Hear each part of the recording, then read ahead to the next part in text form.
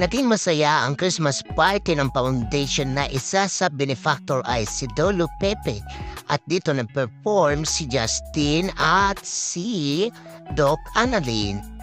Naging masaya ang lahat kasama na dito si Giselle at si RJ at hinimok ni RJ na bumalik man ng Apex itong si Annalyn.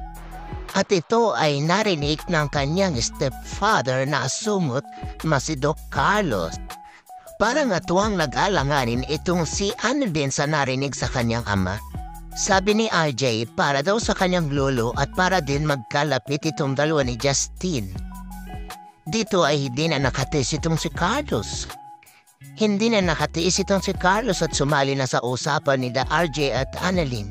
Sinabi niya kay Annalyn na narinig niya na gusto yatang lumipat nito sa Apex at kung sakaling maisipan ni Annalyn na lumipat sa Apex ay hindi niya ito pipigilan at respetuhin niya anuman ang desisyon nito. Sa pagbisita ni Justin sa kanyang lolo ay nakasalubong niya itong si Giselle at sila ay nag-usap. Tinanong ni Giselle kung hindi na ba sila mapipigilan sa pag-alis nila. At nang sabihin ng mga ito na hindi na, may inilabas si Giselle at ibinigay niya ito kay Justin. Ito ay ang ipit ng buhok na ibinigay ni Justin noong Christmas. Nagkausap itong si Lynette at si Doc Carlos at tinanong ni Carlos kung papayagan ba ni Lynette na lumipat ng Apex itong si Annalyn. Sinabi ni Lynette na kailangan nilang mag-usap ni Annalyn. Subalit parang napupuna niya na si Carlos ay parang mas apektado pa sa paglilipat nitong si Annalyn sa Apex. Pero sa aking analysis bakit siya nalulungkot? Kasi baka mamaya mapagdalin niya si Don Pepe. At saka syempre, ang anak niyang si Zoe ay magkakaroon ng kakompetensya na naman dito sa Apex. Pero syempre sa isang banda masaya siya dahil malalayo ito kay Lynette na siyang niyang gusto, hindi ba? Tinanggap ni Justin ang hair clip at nagmamadali na si Eric na gusto nilang umalis. Subalit nakiusap sandali itong si Giselle. Nakiusap sandali itong si Giselle kay Eric. Sabi niya kay Justin, "Anak, pwede ba kitang mayakap kahit ngayon lang, kahit isang beses lang?" Nang yakapin ni Giselle itong si Justin, may kakaibang naramdaman itong si Justin. Siguro ay pagmamahal ng isang anak sa kanyang ina. Nakamasid naman si Eric. Iyak nang iyak itong si Giselle. Gaganti na sana ng yakap itong si Justin nang bigla na lang siyang putulin itong si Eric. Nakaramdaman siguro nitong si Eric na dumalambot na itong si Justin. Sinabi niyang aalis na tayo. Tinanong ni Giselle kung hindi ba talaga sila po pwedeng dumito na lamang sa Pilipinas. Sinabi ni Justin na hindi po pwede dahil meron pa rin siyang job interview sa US. Sabi ni Giselle, bakit hindi ka magtrabaho dito sa Pilipinas? Magtrabaho ka sa Apex.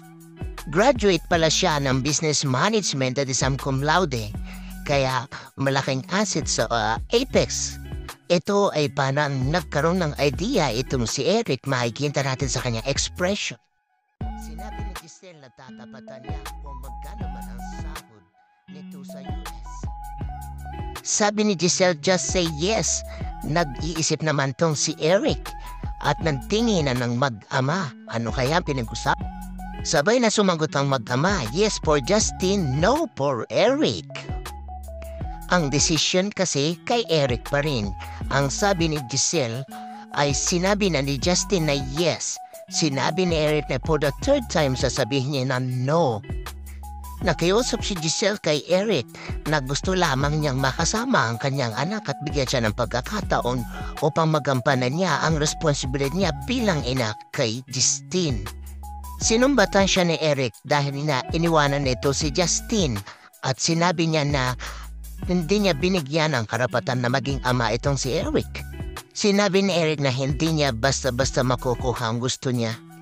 Sinabi ni Giselle na mula nang mawala siya sa kanyang anak, she suffered a lot. At pinagsisisihan niya na ang lahat ng kanyang nagawa at alam niyang hindi siya basta-basta mapapatawad ni Justin. Naggalit na itong si Eric at tinanong kay Giselle ano ba talaga ang gusto nitong dapat gawin. Inawat ito ni Justin. Hindi ka pwedeng magtrabaho sa Apex. Sumunod ka na sa akin. Ito ang sabi ni Eric kay Justin. Sinabi ni Giselle kay Justin, please talk to your dad and convince him.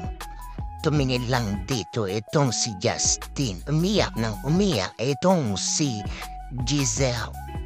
Sinundan ni Justin ang kanyang ama at inabot niya ito sa hagdanan. Bakit daw ba tinanggap nitong si Justin na magtrabaho dito sa Apex? Lumalambot na daw ba ang puso niyo para kay Giselle? Wala daw sa plano nila ang pagtatrabaho nitong si Justin sa Apex.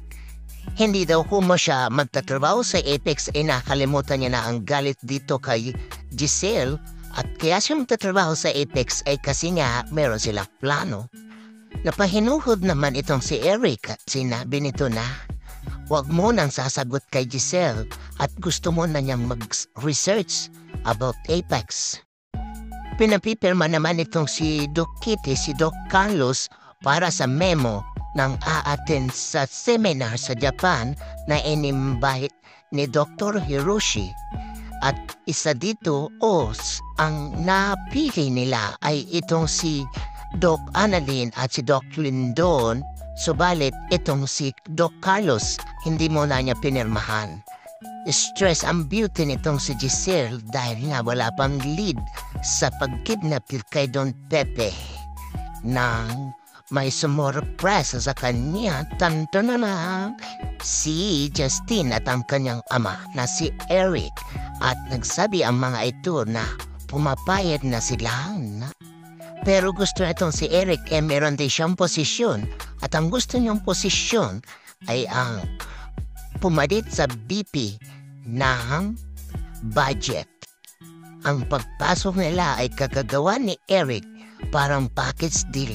Kung hindi mo ako tatanggapin na magtrabaho dito, si Justin ay hindi rin pwede.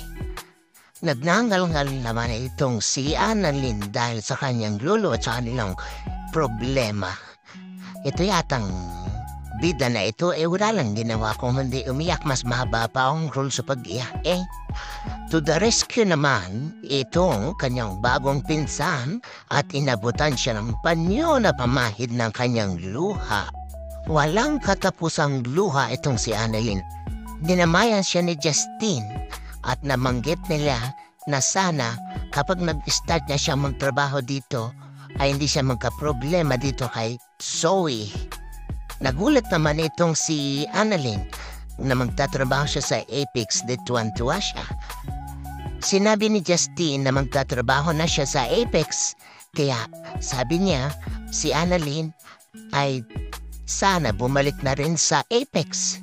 Sinita naman itong si RJ, itong si Giselle sa pagbibigay ng posisyon sa kanyang anak. Sana daw ito ay hindi isang emotional decision.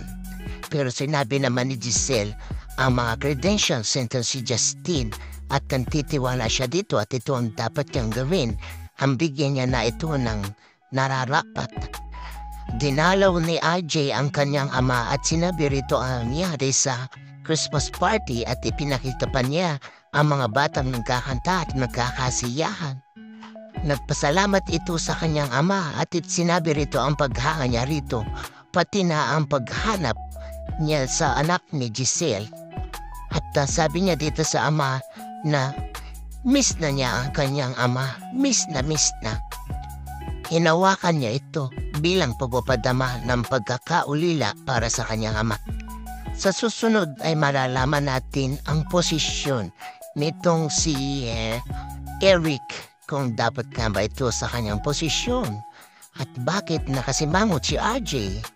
Pati itong si Doc Carlos kalasing gumagante na naman kay Annalyn.